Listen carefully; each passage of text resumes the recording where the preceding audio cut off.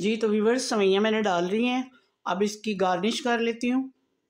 सारी सवैयाँ मैंने डाल ली हैं। इस तरह लेयर लगा के आपने इसको मलाई को और खोए को ढाँप देना है।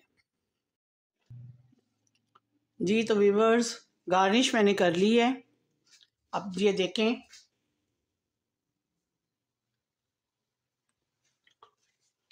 आप इसको मलाई वाली जो मैंने बनाई है सवैयाँ, यकीनन आपको आज की रेसिपी मेरी पसंद आई होगी। अगर पसंद आती है तो इसे ज़्यादा से ज़्यादा लाइक, शेयर और कमेंट ज़रूर कीजिएगा।